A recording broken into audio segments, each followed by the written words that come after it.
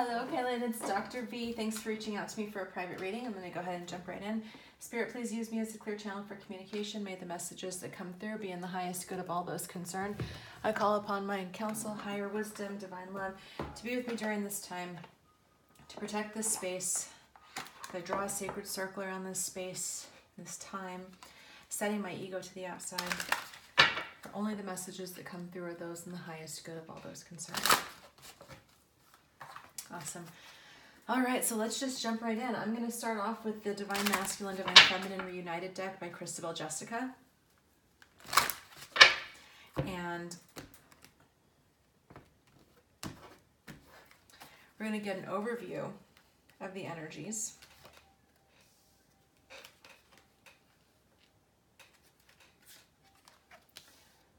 And then we'll go a little bit deeper, see what is ahead.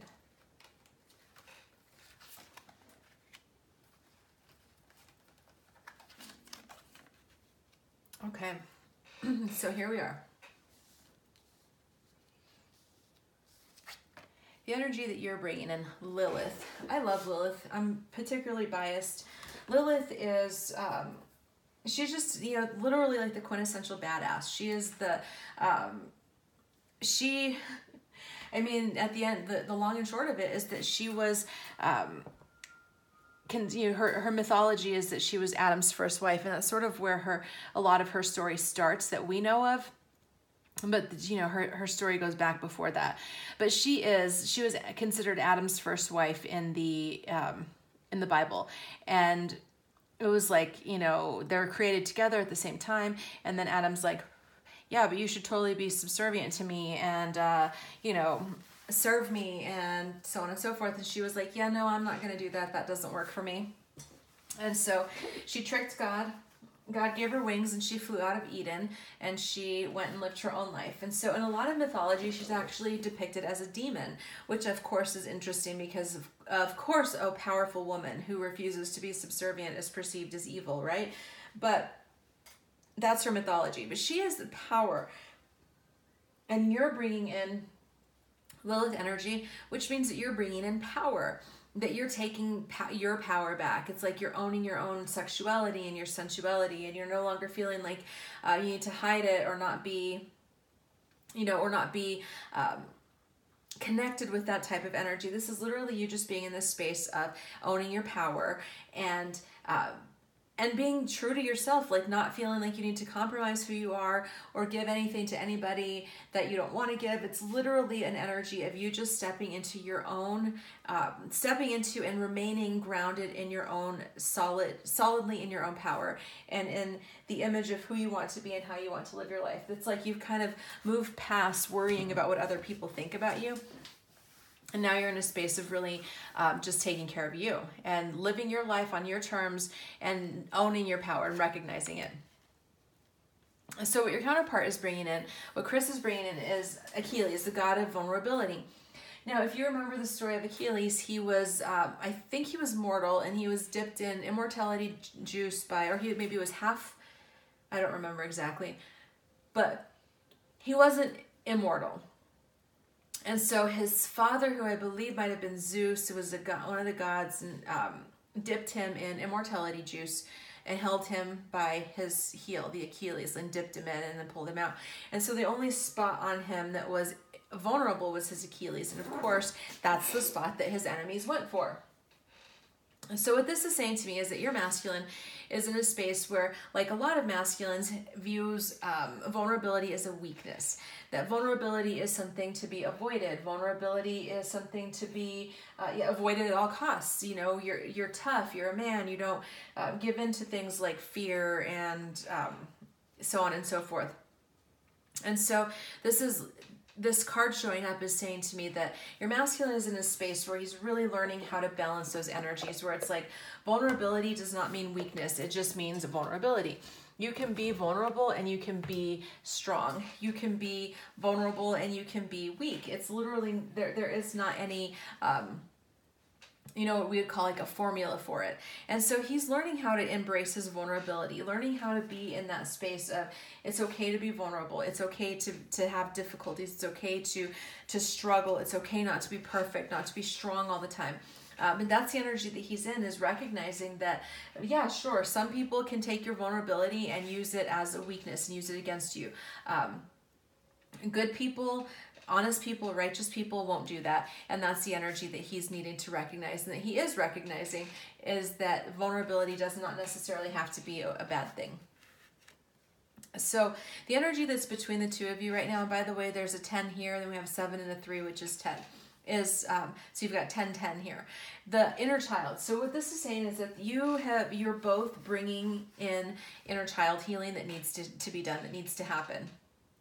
You may have been, both of you may have been wounded in the past. This could be childhood issues that have come up that have been an issue for you, such as having been just wounded in the past, having been hurt by people, maybe abandonment issues from your childhood, anything that has come up from your childhood, any wounding, any kind of stories that you've told yourself, about life, about love, about humanity, is coming up to be healed right now. And so a lot of the issues that the two of you may be experiencing between each other, between your connection, is literally about inner child stuff. It's like, it's not even you in your higher wisdom being like triggered. It's literally like the little kid in you is acting out. And so that's what this is saying, is that there may be, the two of you may be having some issues, but those issues are literally connected to inner child. And so as you do work on healing your inner child. Inner child healing is one of the most profound things you can do for yourself. And so I have meditations, there are meditations on YouTube. I've done some readings about inner child work way back in March, and so you can look at some of those. But this is definitely some work that you can do to help heal the connection. Wow, and then we've got another 7. So we've got 2 7s here as well. So rebirth. You're in a process right now of rebirth. You're in a space, both of you, this connection, has triggered people so massively that it has kind of forced this space of needing to rebirth, needing to be in a I'm trying to think of the best way to phrase this. Burning is what Spirit's saying. It's like you've been through the fire. You're going through the fire. This is the phoenix, the phoenix rising kind of energy, that you're in that space right now, that you both need to be rebirthed. You've been through some shit. This is a time for transformation. This is a time for rebirthing. This is a time to regenerate and to grow in ways that you haven't even known possible in the past. It's just literally a time of something new is being rebirthed. So all the pain that you've been through, all of the difficulty, is leading to this coming forward in a rebirth, new energies. So moving this aside, and we're going to jump into, what are the connective energies? What are the energies that you both bring to the situation? And what is ahead? The cards that I just looked at is like the overall. This is kind of like what I consider like the umbrella of energies. This is what's going on in the big picture. Now we're going to get a little bit more narrow.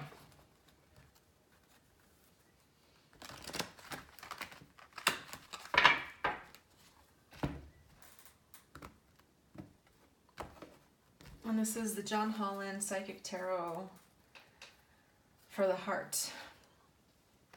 So the overall connective energies: heart chakra, dreams coming true, and win or lose. So we've got repetitive 9s here again. So we've got 9 and 9. So what's really saying to me just off the jump is that primarily the connective energy is that the two of you are working through opening your heart chakra. This could be related to those inner child issues. When you have inner child issues, when you have those kinds of pains, those kinds of things that show up, it can often cause us to close our hearts down. Okay, so a lot of times I think about little kids when you're young and you're disappointed or you're hurt. One of the things is that you're like, well, I'll just be tough and I won't feel.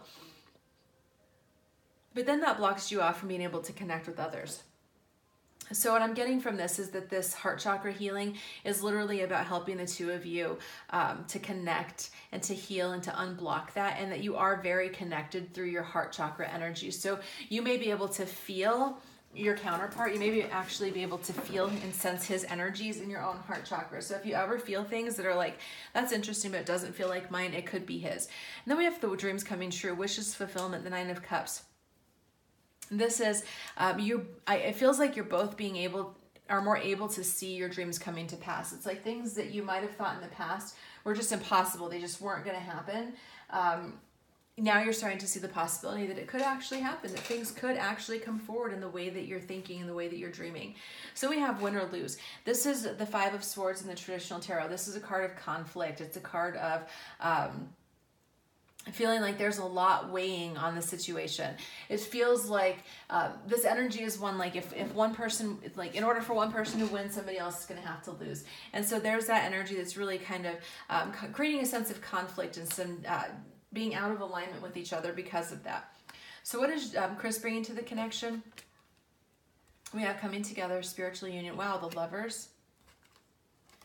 And trust, the leap of faith. This is the Fool. So we have basically what Chris is bringing in is this energy of really wanting to come together, spiritual union. It's like he understands. It's like he really is understanding for the first time, perhaps, what a special connection this is, and is really wanting to really explore that in a more significant way than he has in the past. And then we have this Lovers energy. There's two things with the Lovers.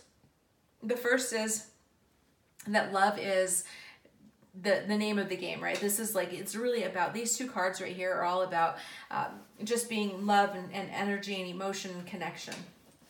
It's also about choice. So it almost feels like with this card here and this card showing up, it's that there is this choice that needs to be made. This could be choosing career, choosing a karmic partner, choosing what it feels like there's some kind of crossroads. And it's like there's this space that he's recognizing, like he has the choice to be able to like come together in spiritual union, follow his heart, follow his love path, but it's going to require him to take a leap of faith and in ways that he hasn't in the past or hasn't before. And it's something that kind of scares him. And so that's the energy that he's bringing right now, is just like wanting to take this leap of faith toward love, wanting to pursue his heart's desire and to come together in spiritual union, but not, but recognizing that it's going to require this leap of faith. So what are you bringing in? Okay, so we've got Just Breathe, the 4 of Swords in the traditional tarot, the Flow, that's the Wheel of Fortune, and the Sacral Chakra. Okay, so very interesting, because what this is saying to me is that you're in a space of you're just needing to breathe. This card literally is saying, like, whenever I see this, it reminds me of things like Lamaze. If you've ever had children or ever watched somebody having children, you'll notice that people that can manage their breath, like women that are laboring, in child labor, that can handle or that can manage their breath, that they can, sit with, I'm sorry, I'm scooting this back so you can see a little bit better. If they can sit with their breath, if they can breathe through the contractions, then the labor process is much easier, relatively speaking, I guess, when it comes to labor. And that's the energy that you're bringing right now, is that you're starting to understand that you can manage anything through your breath. That's what you learn in yoga. If you're not a yoga practitioner, this might be something that you might want to take on, is this energy of being in that, it's called Ujjayi breathing. I can't say it, but it's controlled breathing. And that's what you learn when you practice like Vinyasa, Ashtanga yoga, is learning how to control your breath. And when you can control your breath and manage your breath, you can control anything. It's like you're really learning that energy right now. You're really in that space of being able to just breathe through. And so it feels like you've moved out of any space of being reactive and just into a space of really being solid and grounded in who you are. So we have Flow. This is the Wheel of Fortune card. This is going with the flow. It's like the wheel has spun, it's landed where it's landed, and you just have to go with the flow. This to me is a card of surrender. Whenever I see this card, I literally see somebody taking like a trust fall into the arms of the universe. Flow is about being in a space where you are surrendered. So when you think about floating on like in a swimming pool, you just like lie back and you just float, and it's quiet because the water's, you can't really hear a whole lot, the sounds are muffled, and you just float and you go where the current takes you. And it feels like you're in this space of just complete and total surrender, going with the flow, trusting the universe, and really being just really in your feminine energy power is what I'm getting. You're in this space of receptivity and not needing to like do things or feel like you need to manage things or control things. And you're healing your sacral chakra. So this is about sexuality. This goes back to that card, Lilith. So this could suggest that perhaps in the past, there may be in a past life, even in this life, some kind of sexual trauma or sexual issues that came up. It doesn't necessarily have to be trauma. It can just be some like, conditioning and patterning about sexuality, which quite frankly is very common in our culture because people have such, whack ideas about sexuality. So a lot of times there's that dichotomy that you might hear about the Madonna and the whore. And so there's definitely those kinds of energies present, but you're healing it. You're working through that you're healing those blocks. So what is ahead for this connection? So we've got another 7, seek the truth, take the lead, and confront. So we've got this very interesting energies here because this is saying to me that this is a going within. The 7 of Swords energy is an energy of somebody who, it's the thief in the night in the traditional tarot. There's 7 swords in the picture. The guy is carrying 5 and 2 are left in the ground, and he's kind of running off with this. So this is saying that somebody is going to no longer be in that space of running off and kind of thief in the night energy, but is going to be in that space of seeking the truth, really going within, pulling back the curtains, going within in the soul space, in the heart space, really going deep within and getting into that energy of truth seeking. Then we have take the lead. This is somebody who's stepping up into their power, stepping up into the life that they want to live, the energies that they want to bring. This is somebody who's literally stepping into their power, into their real fullness of their power, and taking the lead in their own life. This is also a card about somebody who is in the traditional tarot kind of waiting for your ships to come in. So it's like you've put your feelers out, you've put your intentions out, and now you're waiting for things to come back. Not waiting passively, just sitting around, but waiting with expectancy and trusting the universe.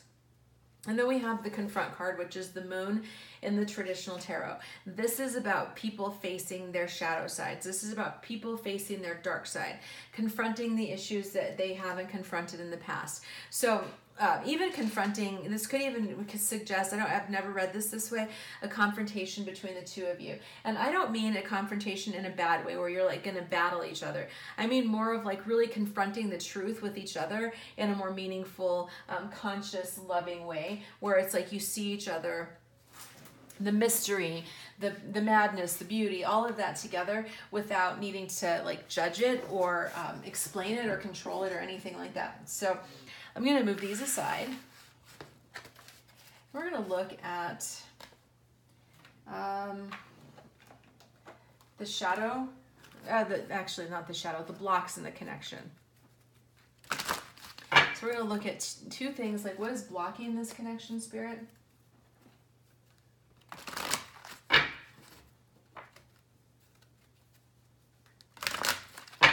What are the blocks, Spirit?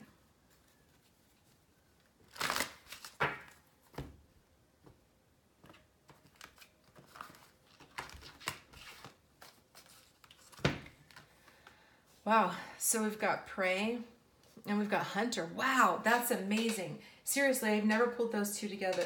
So we've got prey, which is stalked, invaded, watched, and hunter, aggressor, tracker, provider.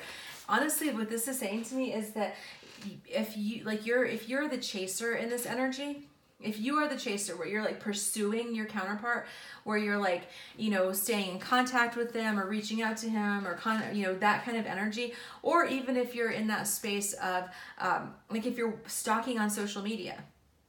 I don't mean stalking in a weird way. I mean, when we say social media stalking, it literally is more of an energy of just like watching people on social media. But if you're in that space, if you're doing any of that, it's actually blocking the connection. Spirit's saying detach. Completely detach. The minute that you release this hunter energy, it's going to shift things, is what Spirit is saying.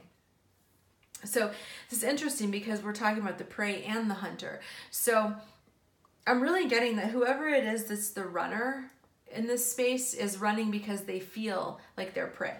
They feel the pressure of the situation. And it doesn't necessarily mean that you're pressuring the situation or anything like that. It means that they're feeling it, and they're feeling it for whatever reason. This is about them. This is their thing. Okay. This isn't like whoever the runner is, which I'm getting is him. It's not about you per se.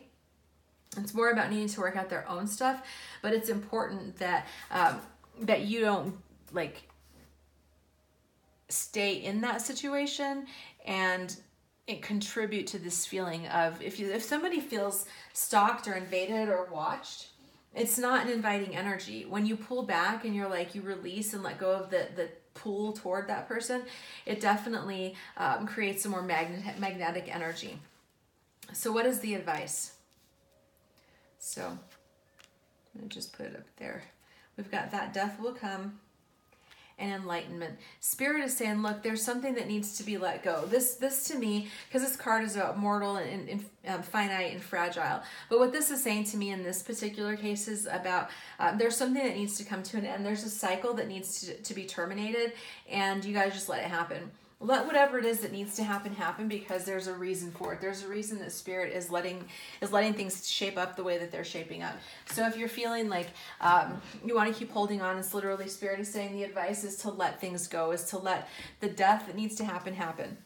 Because that when you let this go, when you let this cycle end, it will actually contribute to this birth of enlightenment. It's going to help you to get to the space that you feel more enlightened and more connected. So I'm going to move this aside, and we're going to look at the romance energies.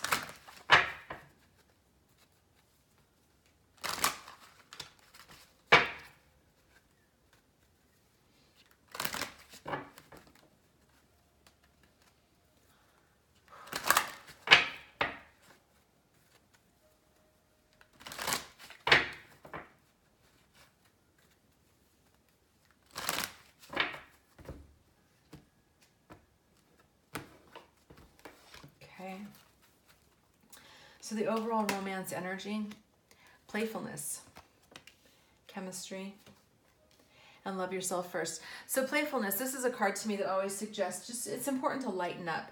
In this kind of connection, it's so easy. I mean, it really is just so easy to get caught up in the intensity of it and to make it so serious. And then it gets serious and it gets heavy, and then we feel like, all this pressure. So what Spirit is saying is literally like, just lighten up. Approach this from a more playful perspective. Get out and have some fun. Do some things that are fun, that are exciting. Take some of the pressure off of yourself and off of this connection. Let yourselves be in a more playful state.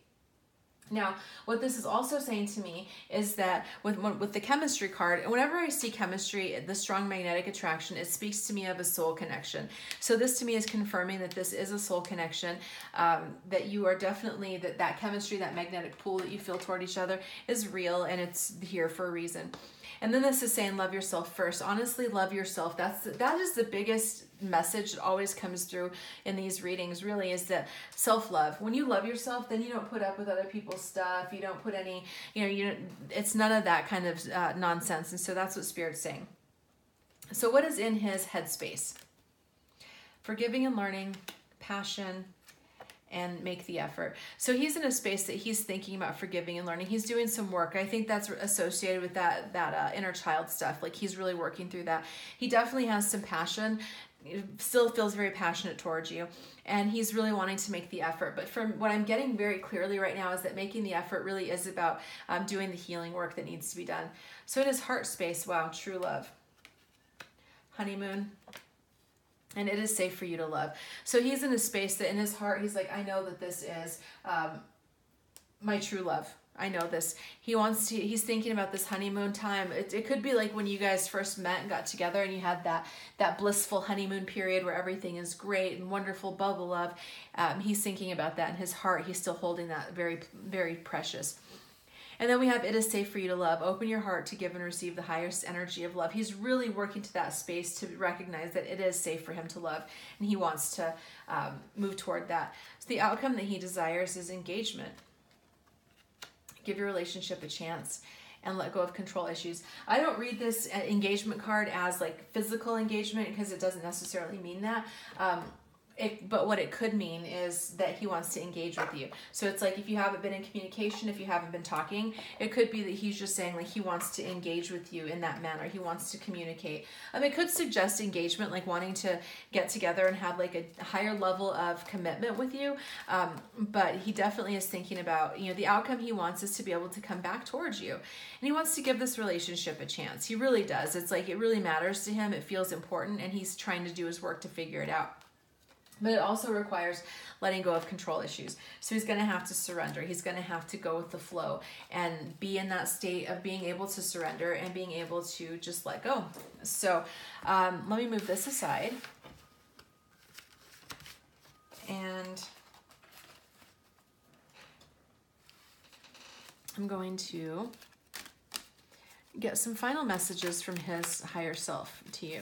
So these are messages from his like 5-dimensional higher self, the ascended wise part of him that knows better than our human selves, what he wants to say to you. Okay, there's a bunch that came out, so I'm going to put those back in because that was way too many. Okay, there's one.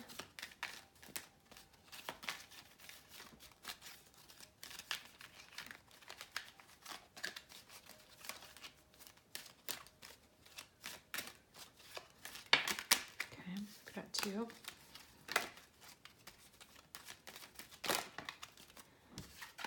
And I feel like there's one more that wants to come out, so.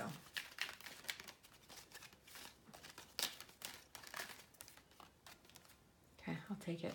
Because it got stuck in my hand. So, message 1 from his higher self. Acceptance is the key to inner peace. At times, we must accept things as they are. There is no point trying to change that which is beyond our control. The next message. Sacred union. Wow. Beautiful. Honor and treasure your relationship, for it is truly sacred. Next, we have romance. Cupid's arrow strikes. I love that. And then finally, we've got the past is now behind you. Release it and embrace new possibilities. A new path is now available to you. Follow it with faith. And finally, my dear, moving these aside, I love those messages from him to you. I'm going to pull one card from the Rumi Oracle. The Rumi Oracle, I think Rumi is one of the most amazing teachers about this divine love connection. And so I like to end with this message.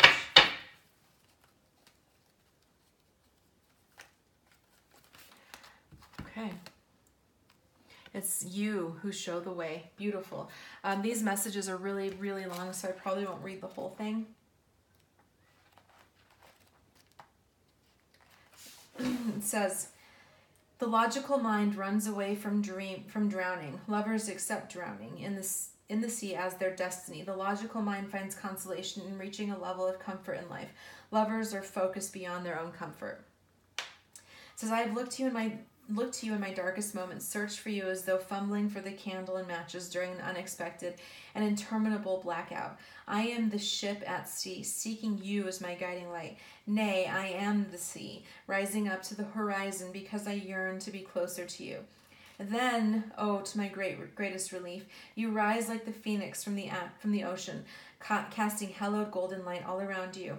This great blazing angel of holy fire. In a sweet instant, my soul rests in your presence. The sea becomes calm. The darkness abates. Your light reveals truth, and through your living presence, I know my true self again.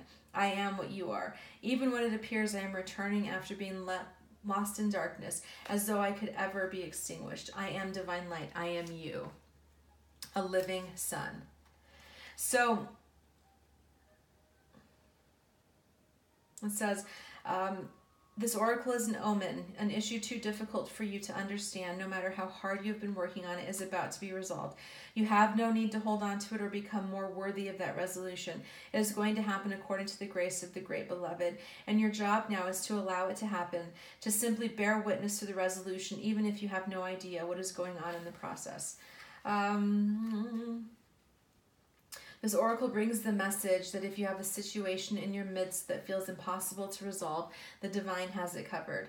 Do the sacred honoring ritual and let it be sorted out by a power greater than your own. And the sacred honoring ritual says, place your hands on your heart and say, the divine who loves me unconditionally blesses me now with such grace that my life aligns with divine order and all becomes golden, blessed and mercifully held in the compassionate consciousness of the Creator. I thank you for the courage and faith I have needed to endure the night, and now I celebrate the coming dawn. I see it breaking. I see its light, and I thank you for its mercy. With Rumi, who loves me unconditionally, I am now shown the way to the dawn. It is at my feet, and together we step into the gift of a new day. So be it. So that is your reading. I hope it resonates. Please let me know if you have any questions. Take care. Bye-bye.